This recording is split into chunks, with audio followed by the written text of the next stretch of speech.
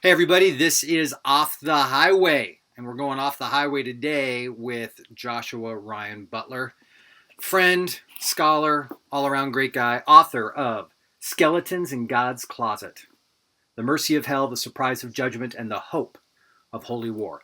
Joshua, I have one question for you today. If you could share one thing, if you could reorient people of faith around the concept of judgment in one way, if you could teach them one idea, what would that idea be?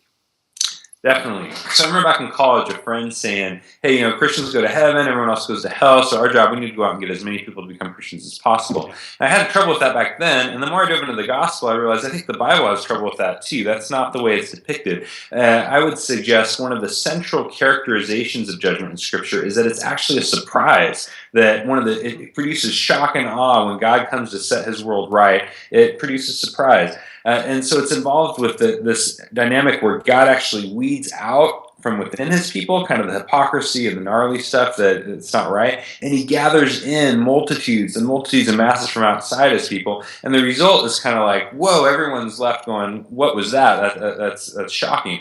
And so when I think about the significance of this, I think about a buddy of mine who was molested repeatedly by a priest as a child. He himself was actually Native American, and it just grieves me the injustices that he personally and his community had experienced at the hands of our country. And so as I look at his story, though, one of the things that's significant is that as a child, the priest was looked up to as kind of this esteemed and respected member of the community and all, this leader of God's people and so on, while my friend was looked to as kind of this troubled youth who had a rebellious streak and whatever else. And I think the reality is there's what I would call a deception of appearances. And that's one of the reasons I think judgment is so important for our world. We need judgment because the wicked prosper and the righteous suffer. The priest looks like the good guy, and my buddy looks like the troubled youth. And so one of the reasons that we've got judges of the world is that when Jesus shows up, he pulls back the curtain, unveils this kind of deception of appearances, and calls reality out as it really is. And that's good news for my friend, because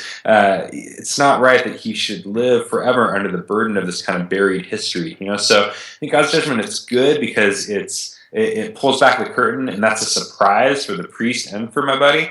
But I also think it's a surprise because it addresses the brutality of history. That Jesus, in a famous parable, Sheep and the Goats, is one of his famous teachings on judgment. And there's also surprise in there where the sheep are kind of going, we're sheep? When did we see you? When did we know you? And the goats are going, what? When did we see you? When did we not do this for you? So there's a shock and awe, a surprise. And the dynamic is one where Jesus says, what you did to the least of these, you did to me.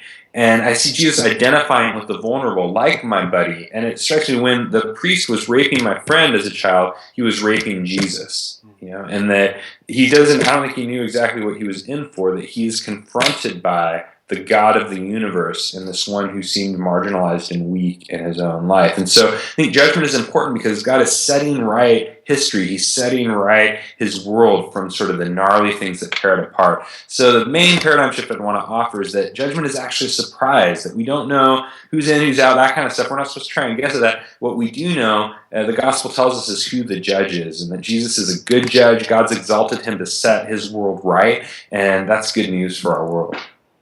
Fantastic. Hey, Josh, first of all, the story about your friend makes me very sad. Yeah. And I just wanted to ask you one question, just a one-sentence answer, because people are going to hear what you just said, and they're going to wonder, are you a universalist? Yeah, no. You are not. Again, I don't believe it's universal because there are people weeded out from within the church, within God's people, and there are people gathered in. Jesus tells us consistently, but it's not everyone gathered in. So so I'm not a universalist. Just wanted to double check that. Thank you. Everybody, that is the very brilliant Joshua Ryan Butler, my friend and the author of Skeletons in God's Closet. Go pick it up. Thanks so much. This is Off the Highway. Thanks.